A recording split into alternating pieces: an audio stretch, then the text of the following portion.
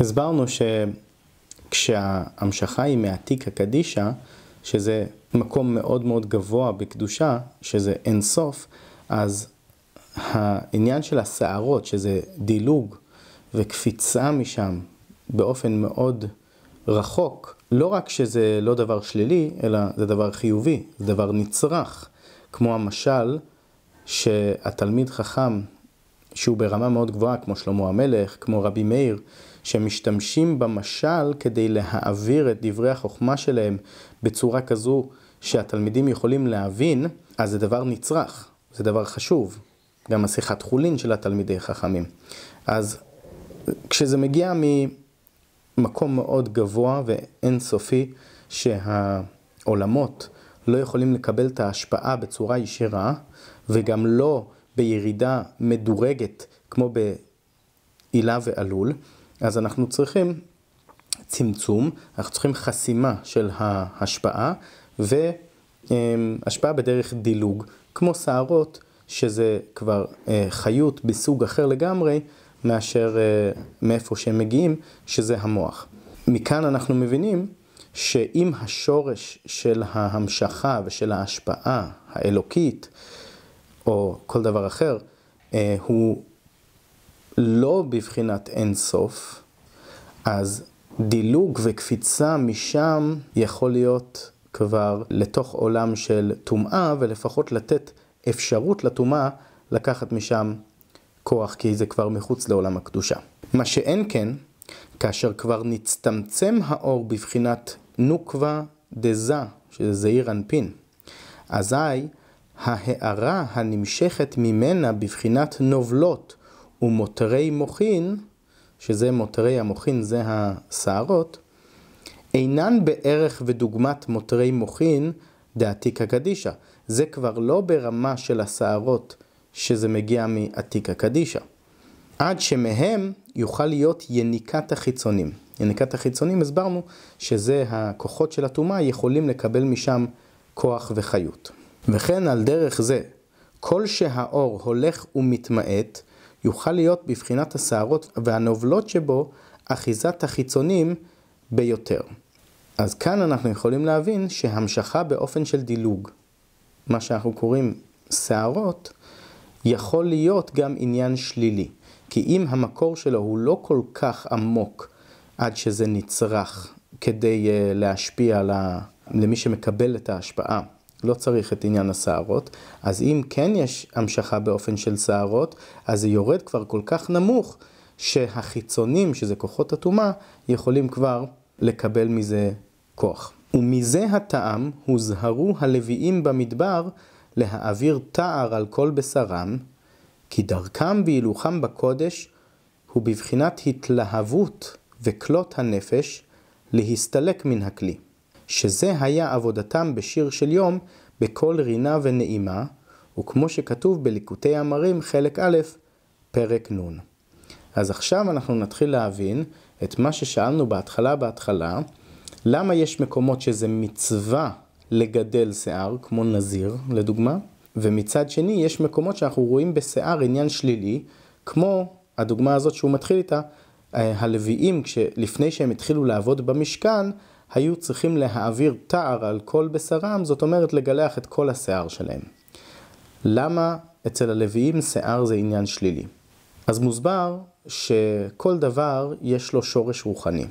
וגם העניין הזה של כהנים, לוויים וישראלים, יש להם שורש רוחני, שלכן פה בעולם הזה יוצא שיש להם תפקיד מסוים לעשות לפי השורש הרוחני שלהם.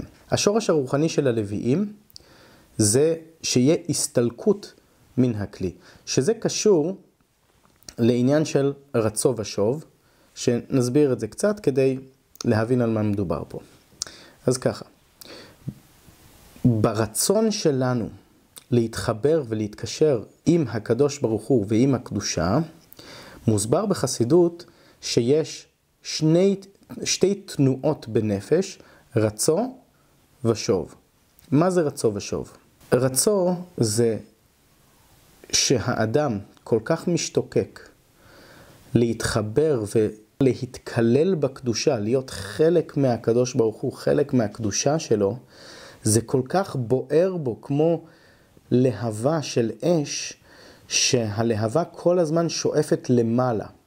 אז הנשמה של האדם כל כך רוצה להתעלות למעלה, להגיע אל השורש והמקור שלה, שזה הקדושה מתחת לכיסא הכבוד, ולהתחבר ולהתקלל, להיות חלק מהקדוש ברוך הוא, אז היא רוצה רק לצאת מהעולם הזה הגשמי והחומרי.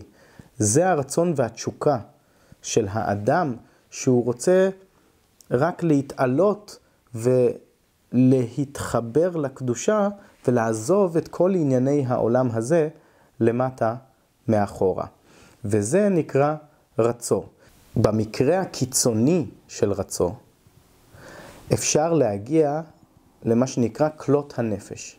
שכלות הנפש זה שהנשמה כל כך משתוקקת כבר לצאת מהגוף החומרי ומהעולם הזה הגשמי, עד שהיא ממש באמת עולה מן הגוף, ואפשר אפילו למות מזה. פשוטו כמשמעו. מוסבר בחסידות שזה היה מה שקרה עם נדב ואביהו, הבנים של אהרון הכהן, שהם נכנסו לקודש הקודשים והם מתו שם. למה הם נכנסו לקודש הקודשים ומתו שם?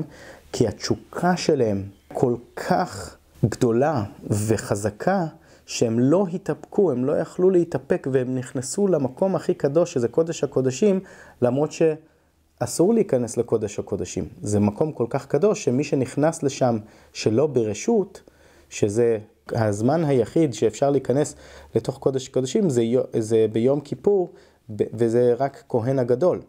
כל מישהו אחר שנכנס לקודש הקודשים, הקדושה שם כל כך בעוצמה גדולה, שאפשר למות שם. נדב ואביהו, התשוקה שלהם להיכלל בקדוש ברוך הוא הייתה כל כך חזקה שהם לא יכלו להתאפק, הם נכנסו לקודש הקודשים, והנשמה שלהם פשוט פרחה מהגוף שלהם ועלתה למעלה, וזה מה שנקרא כלות הנפש. ויש כזה עניין, יש כזה אפשרות לבן אדם להגיע להשתוקקות כל כך חזקה, עד כדי שהנשמה יוצאת מהגוף. זה ברצו במצב קיצוני שהוא לגמרי, הנשמה יוצאת מהגוף מזה. עכשיו הקדוש ברוך הוא לא רוצה שזה מה שאנחנו נעשה. אמנם יש חשיבות שיהיה לנו רצו, שיהיה לנו את התשוקה ואת הרצון הזה להתעלות למעלה ולהיות מאוחדים עם הקדוש ברוך הוא בצורה גלויה וטהורה, בלי כל הלבושים האלה של הגוף הגשמי והעניינים של העולם הזה שהם מפריעים לנשמה, אבל בסופו של דבר הקדוש ברוך הוא לא רוצה שאנחנו נמות, הוא רוצה שאנחנו נחיה בעולם הזה, לכן הוא הוריד את הנשמות שלנו למטה לעולם הזה, כדי שאנחנו כאן בעולם נלמד תורה ונקיים מצוות, כדי להעלות את הגשמיות של העולם הזה ולחבר את הגשמיות ביחד עם הקדושה, שלא נאריך בזה כרגע, אבל יש בזה אריכות מה המטרה בזה ולמה זה כל כך חשוב. אבל ככה הקדוש ברוך הוא רצה, ולכן ביחד עם רצו יש גם תנועה אחרת של שוב. שוב, הפירוש הוא שהאדם מבין שעם כל הרצון שלו לעזוב את ענייני העולם ולהתעלות למעלה לעולמות רוחניים, יש לו תפקיד להיות פה בעולם הזה כדי לקיים את המצוות באופן גשמי עם דברים גשמיים ולחיות חיים גשמיים שהם קשורים לקדושה. וזה התנועה של שוב, שזה ירידה למטה. אם רצו זה להתעלות למעלה, רצון להתעלות ותשוקה להתחבר לעולמות העליונים ולעזוב את הגשמיות, אז שוב זה התנועת הנפש של לרדת חזרה למטה לעולם הזה ולקדש את ענייני העולם הזה ואת החיים הגשמיים שגם הם יהיו קשורים לקדוש ברוך הוא ולעניינים הרוחניים. עכשיו, אפשר להבין מזה גם דוגמה בחיים שלנו, שזה לא כל כך קיצוני כמו כלות הנפש שאנחנו ממש נמות מזה, אבל באופן עדין יותר, יש מצב יש לנו איזו התעוררות רוחנית, שאנחנו מחפשים איזה חיבור רוחני, איזו חוויה רוחנית יותר גבוהה, יותר עוצמתית. ומרוב שאנחנו נחפש ונלך אחרי זה, עלול להיות שאנחנו קצת נעזוב את העולם הזה במובן מסוים. כי אנחנו נשכח או לא נשים לב לכל מיני דברים בחיים שלנו שהם לכאורה דברים טכניים. יכול להיות אדם שכל כך רוצה לחוות חוויה רוחנית, שהוא הולך ולומד תורה הרבה זמן ונוסע למקומות קדושים ועובד על החוויה הרוחנית שלו, עד כדי שהוא ישכח, נגיד, לאכול ולשתות כמו שצריך, הוא ישכח להתייחס למשפחה שלו, הוא ישכח להתייחס לדברים הרגילים שהוא צריך לעשות בחיים. וזה סוג של התעלות, שמצד אחד הרצון של זה דבר חיובי, אבל אם זה מוביל לאדם לשכוח על המשימות שיש לו בעולם הזה, אז זה כבר לא עניין חיובי, זה כבר יוצא מזה עניין שלילי. לכן רצו יותר מדי בלי שוב, זה לא טוב. אבל הרצו בפני עצמו זה דבר חשוב. כי אם לאדם יש רק שוב, אין לו רצו, אז הוא לא יוכל לקדש ולהעלות את הדברים הגשמיים לקדושה ולרוחניות. הוא לא יוכל לחבר את הגשמיות עם הרוחניות. כי אם לא בעצמו אין תשוקה להתעלות למעלה. אין לו כיוון, אין לו בכלל שאיפה להתעלות הזו, אז כל ההתעסקות שלו עם ענייני העולם והגשמיות של העולם, אז זה חסר כל תועלת. כי הוא לא מחבר את זה עם הקדושה, הוא רק חושב על הדברים הגשמיים בפני עצמם. אז לכן צריך גם את הרצו וגם את השוב. והתפקיד של הלוויים זה לחזק את עניין הרצו בעם ישראל. ולכן התפקיד שלהם היה בשירה וזמרה, ששיר זה יותר עניין שמעורר את הנשמה ומרומם את האדם למעלה. זה התפקיד שלהם, בכלי נגינה ובשירה, להערים ולהעלות את כל עם ישראל באיזושהי תשוקה להתעלות רוחנית. ומאחר שעבודתם בהסתלקות מהכלי, הנה האור שבכלי מצומצם, כי כל עיקרו עולה מהכלי. אם כן, אם יהיה המשכה מרשימת האור שבכלי, יהיה מזה יניקת חיצונים. אז מכיוון שהלוויים תפקידם להיות בתנועת נפש של רצו כדי לעורר את זה בעם ישראל, אז כמו שהסברנו, רצו זה תנועה של התעלות, מה שנקרא התעלות, הסתלקות מהכלי. הוא עוזב את ענייני העולם הזה, הוא עוזב את הדברים החומריים של הגוף, והוא מתמקד בהתעלות רוחנית. במצב נפשי כזה, אם יהיה, בעצם במצב נפשי כזה, מה נשאר בגוף? רק מה שנקרא רשימו מהנשמה, רק איזשהו רושם שהנשמה משאירה. כי הנשמה עצמה היא לא מתעסקת עם הגוף, היא רק פונה כלפי מעלה. ולכן אם מהגוף שלהם, של הלוויים, היו שערות, שזה דילוג, כמו שהסברנו, אז מכיוון שמה שנשאר בגוף זה רק רושם של הנשמה, כי הנשמה עצמה פונה כלפי מעלה ושואפת להגיע להתעלות רוחנית, אז שערות ממה שנמשך בגוף, זה היה יכול להיות יניקת החיצונים. הטומאה יכולה לקבל מזה כוח, ולכן הלוויים היו צריכים להוריד את כל השערות, לגלח את כל השערות של הגוף שלהם, כי זה התפקיד שלהם להיות בהתעלות, להיות בהסתלקות מהכלי. הכלי בעניין הזה זה הגוף. אז עכשיו הסברנו והבנו את המשמעות של גילוח השיער של הלוויים כשהם נכנסו לעבוד במשכן.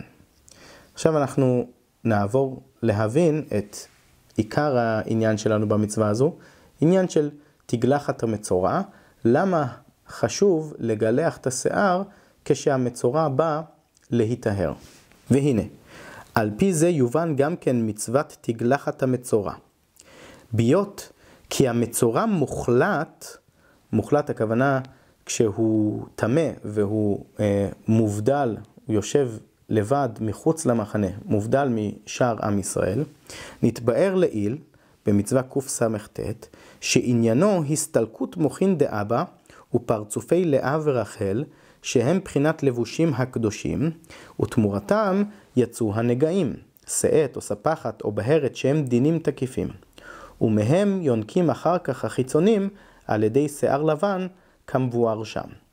אז במצווה אחרת, במצוות טומאת המצורע, הצמח צדק מסביר את כל העניינים האלה באריכות, אז לא ניכנס לכל זה עכשיו, אבל רק נסביר את הנקודה שמצורע טמא, למה הגיעה לו טומאה? למה הטומאה הגיעה לגוף שלו?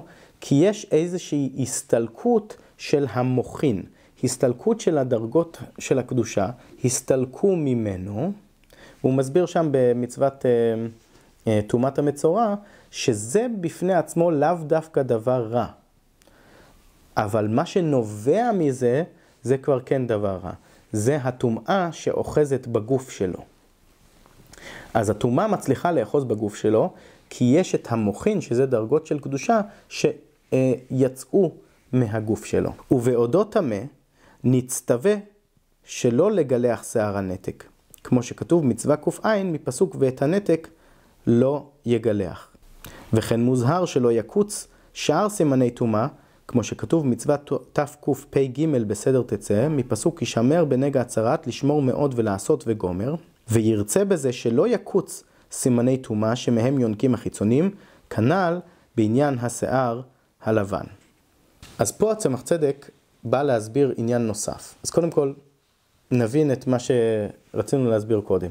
למה המצורע, כשהוא בא להיטהר, הוא צריך לגלח את השיער שלו, מכיוון שבהיותו טמא, אז הסברנו, יש על דרך כמו שהסברנו עם הלוויים, שהם בהסתלקות מן הכלי, אז גם אצל המצורע הטמא, יש דרגות של קדושה שהסתלקו ממנו, שעלו למעלה, וזה מה שהביא אותו למצב שהוא טמא.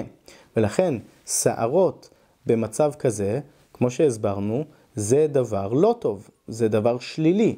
ולכן כשהוא בא להיטהר, הוא צריך לגלח את כל השיער שלו. עכשיו הצמח צדק מתייחס לשאלה שעולה לנו כאן, אם כן, למה בזמן הטומאה, בזמן שהמצורע טמא, אסור לו לגלח את השיער שלו? ועוד מצווה שאסור לו להוריד בכוח את סימני הטומאה שלו. לכאורה, אם הוא במצב כזה, על דרך כמו שהסברנו אצל הלוויים, אז לא רק שהוא בא להיטהר צריך להוריד את השיער, אלא גם בזמן שהוא טמא, שזה הזמן של הסתלקות המוחין ופרצופי לאה ורחל, גם אז זה לא טוב שיהיה לו שיער, כי זה עניין של יניקת החיצונים. ופה הצמח צדק מסביר שבזמן שהוא טמא, אסור לו לגלח את השיער שלו, ואסור לו להוריד בכוח את סימני הטומאה שלו, מכיוון שבמצב כזה שהוא טמא, לפני שהוא כבר יכול להיטהר, יש מושג כזה שהחיצונים, זאת אומרת כוחות הטומאה, מקבלים את מה שמגיע להם. והוא מסביר שהקדוש ברוך הוא לא מקפח שכר של שום בריאה. הקדוש ברוך הוא כל דבר שהוא ברא, הוא נותן לו את מה שהוא צריך בשביל להתקיים. וכל דבר שהקדוש ברוך הוא ברא, יש לו תפקיד מסוים. אם לא היה לו תפקיד, לא היה בורא אותו. אז כל דבר יש לו תפקיד, יש לו משמעות, ובשביל שהוא יוכל להתקיים, הקדוש ברוך הוא נותן לו את מה שהוא צריך. אותו דבר בעניינים של טומאה.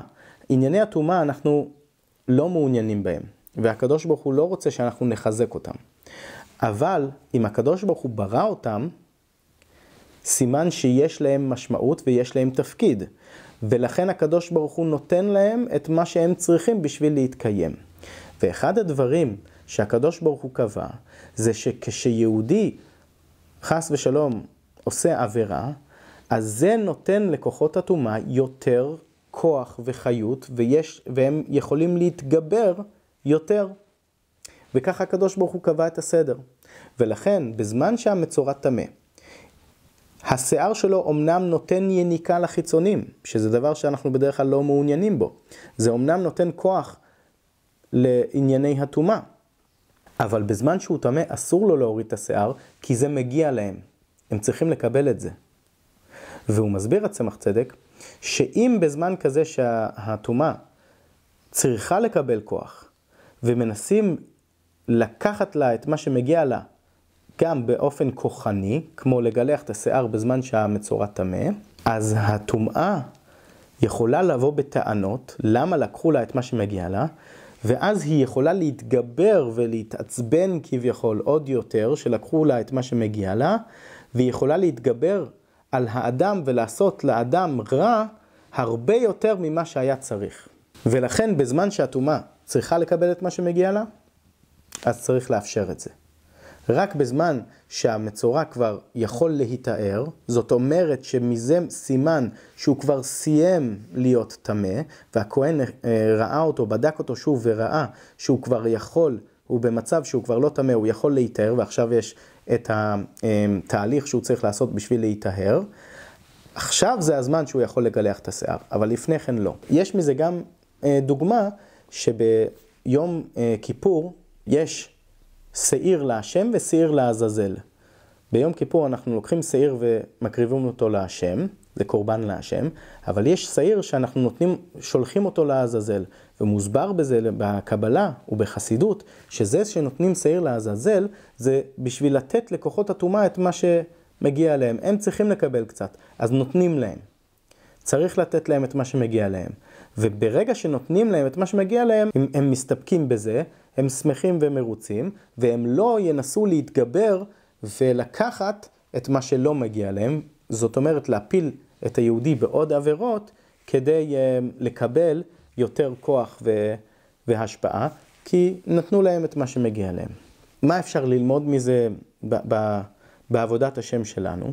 אז אולי אפשר להגיד בצורה כזו, ולא ראיתי את זה מפורש פה, אז ניסיתי לחשוב מה זה אומר לנו. כשיהודי יש לו יצר רע למשהו מסוים, יש אפשרות לחשוב שהדרך להילחם ביצר הזה, כלומר להתגבר על היצר הזה, זה לדכא את היצר, זה להילחם בכוח. וזה מה שאנחנו אומרים פה, שהיצר עצמו יש לו תפקיד. זה שיש לנו משיכה לעניינים של רע, יש לזה תפקיד. התפקיד הוא כדי שאנחנו באמת נתגבר על היצר הזה, נילחם בו,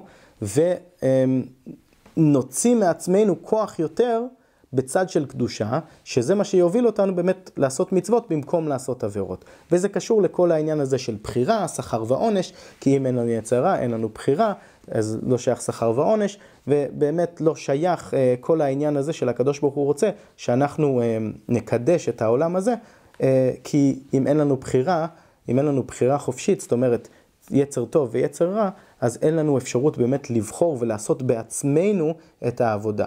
אז במקום לדכא את היצר ולהילחם איתו בכוח, שזה מה שהצמח צדק אומר, אם אתה מנסה בכוח לקחת את מה שמגיע ליצר הרע, אז הוא רק יתגבר יותר וינסה בעוד יותר כוח להפיל את היהודי בעבירות. ולכן, במקום לדכא את היצר, צריך לחזק את הצד של הקדושה, להאיר את האור של הנפש האלוקית, וזה מה שיתגבר על היצרים של הנפש הבעמית.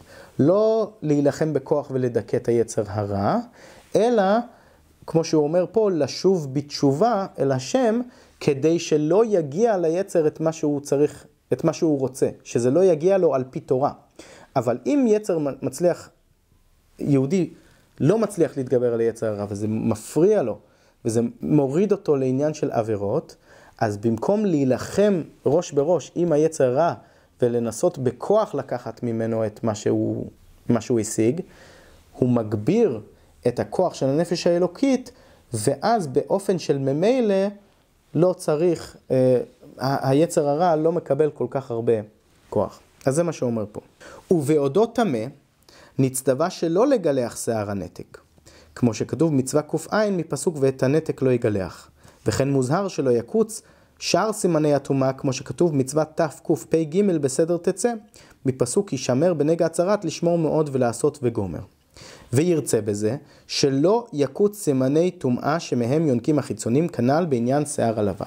ורוצה לומר שלא ידמה בנפשו להעביר יניקת החיצונים על ידי זה שיקוץ סימן טומאה שממנו הם יונקים, אז שלא יחשוב שהוא יכול להעביר את החיצונים, את כוחות הטומאה, על ידי זה שבכוח הוא לוקח מהם את מה שהם יונקים ממנו, וידמה בנפשו שבהפרידו סימן זה ממנו בחוזקה הוא מדחה אותם.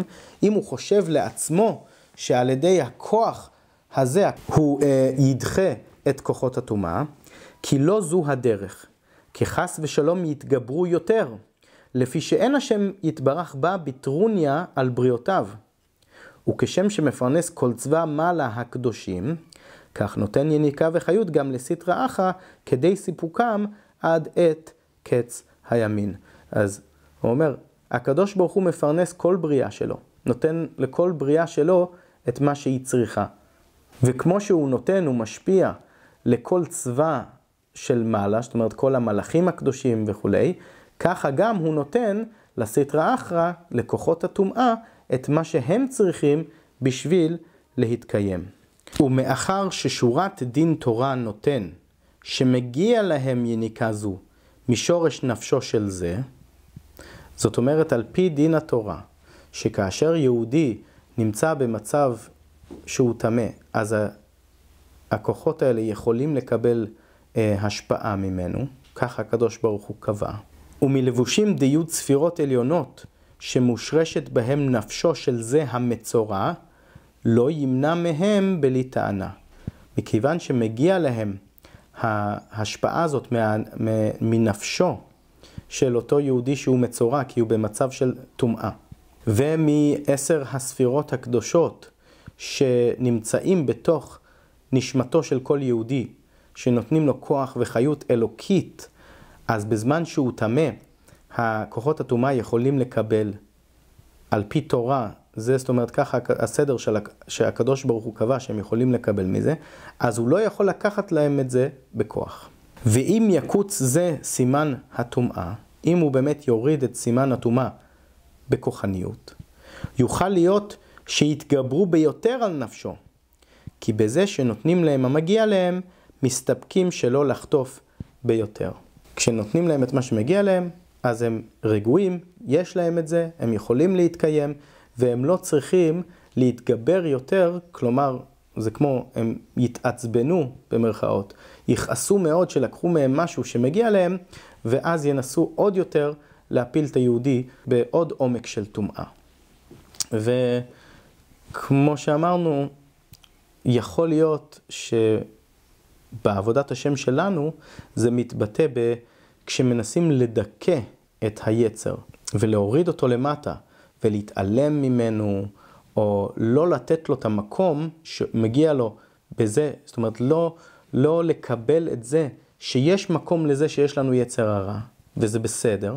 אנחנו רוצים לדכא את היצר הזה בתוכנו, ולהוריד אותו למטה ולהדחיק אותו, אז על ידי זה הוא יקפוץ חזרה למעלה באופן יותר עוצמתי מאשר לפני כן.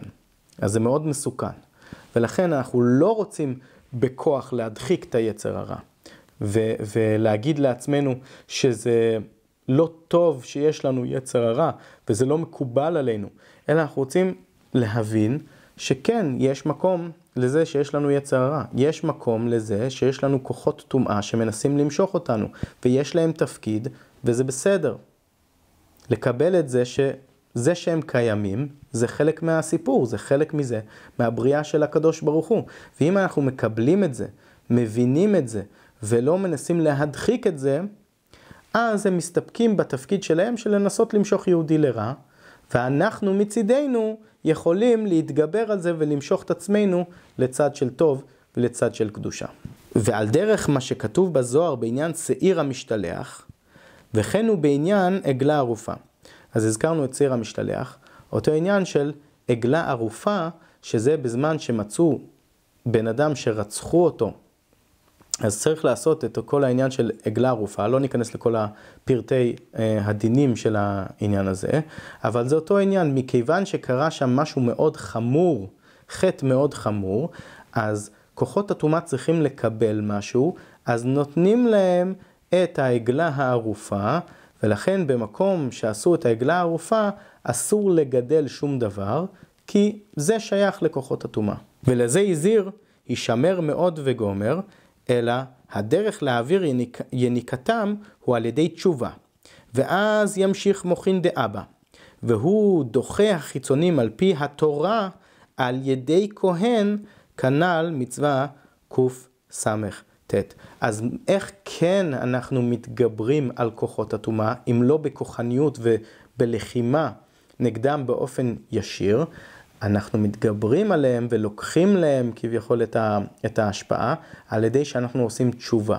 כשאנחנו עושים תשובה, כלומר מחזקים את הנפש האלוקית שלנו ומתגברים באופן של טוב ועשיית טוב, אז זה לוקח את הטענה שיש לטומאה שהיא רוצה לקבל את מה שמגיע לה. אם אנחנו עושים תשובה ומתקרבים להשם ומגבירים את הנפש האלוקית ואת העשייה הקדושה שלנו, אז כבר אין לכוחות הטומאה טענה שמגיע להם השפעה. וזה העניין של הטהרה שהוא על ידי הכהן, שכהן הוא, אנחנו הסברנו לוויים שהם באופן של רצו והסתלקות מן הכלי, שזה התפקיד שלהם. אז כהן שהוא איש החסד, כתוב שעניינו להוריד את ההשפעה למטה. וכאשר שב להשם ונרפא, ואין יניקה לחיצונים ממנו, אז נצטווה לגלח שערותיו. כשיהודי כבר עשה תשובה, ועכשיו אין טענה לחיצונים ולכוחות הטומאה שהם יכולים והם צריכים לקבל השפעה מנפשו, אז עכשיו הוא יכול לגלח את השערות שלו כדי שהם באמת לא יקבלו השפעה מנפשו. כי אף על פי שטהר מתוך טומאה זו, מכל מקום שערות שלו, שהם הנובלות ומותרי מוחין שלו, יוכלו החיצונים להתאחז בהן. כי הם דינים קשים לסיבת קטנות האור עדיין בו, שאין בו עדיין מבחינת קדושה עליונה, שמהם נמשכים לבושים קדושים הנ"ל דשערות. אז הוא מסביר פה, ברגע שיהודי יכול להתאר, זאת אומרת הכהן בדק אותו והוראה, הנה, הפסיק העניין של הטומאה, והוא יכול עכשיו להתאר על ידי תהליך הטהרה, שחלק מהתהליך הזה זה גילוח כל השערות. אז עכשיו במצב הזה הוא נמצא במצב ביניים. מצד אחד הוא לא במצב של טומאה כמו שהיה לפני כן, שאז החיצונים צריכים לקבל את ההשפעה ולכן אסור לו לגלח את השערות שלו. מצד שני הוא עוד לא במצב שהקדושה לגמרי שורה בו כמו באופן רגיל, אז לכן אסור לו לגלח את הפאות והזקן, כי שם זה הקדושה וזה הדרך של הקדושה. לרדת למטה דרך הפאות והזקן, לכן אסור לו לגלח את זה, כי זה יזיק לו. אבל הוא עוד לא פה ועוד לא שם, הוא ביניים, הוא לא טמא, אבל הוא עוד לא לגמרי טהור, כי הוא צריך לעבור תהליך של טהרה. ולכן במצב הביניים הזה, אז הוא נמצא מצד אחד, הטומאה כבר לא מגיעה להשפעה, כי הוא כבר יכול להתאר. מצד שני הוא עוד לא לגמרי קדוש וטהור, כי הוא עובר תהליך של טהרה, ולכן במצב הזה, הוא יכול לגלח את השיער שלו, והטומאה לא יכולה לבוא ולטעון שהוא לוקח לה משהו בכוח שמגיע לה, ולכן הוא יכול לגלח את השיער, ולא רק שהוא יכול, אלא זה מצווה, זה חובה עליו לגלח את השיער, כי זה לטובתו, כי במצב כזה הטומאה עדיין יכולה לקחת מהשיער שלו, גם מהשיער של הפאות והזקן, שבמצב רגיל זה עדיין לגמרי בעולם הקדושה, והטומאה לא יכולה לקחת משם. מה שאין כן, כשאחר כך מאיר בו קדושה עליונה דאבא, אחרי שהמצורע כבר השלים את תהליך הטהרה שלו, ועכשיו הוא כמו רגיל, כמו כל יהודי, אזי כתיב לא תקיפו פאת ראשכם בגומר, כי מהם המשכות לבושים קדושים כנ"ל. אז הוא חוזר למצב רגיל שאסור להוריד את הפאות והזקן, כי שוב זה כבר שערות, שהשורש שלהם זה ממקום מאוד מאוד גבוה של עתיקה קדישה, ולכן הם נצרכים, צריך את השערות האלה בשביל להוריד את הקדושה למטה לחיים שלנו. ובלי השערות האלה אנחנו לא נוכל לקבל ולהכיל את המשכת הקדושה. ולכן זה מצווה לא לגלח את השערות האלה אחרי הטהרה שלו.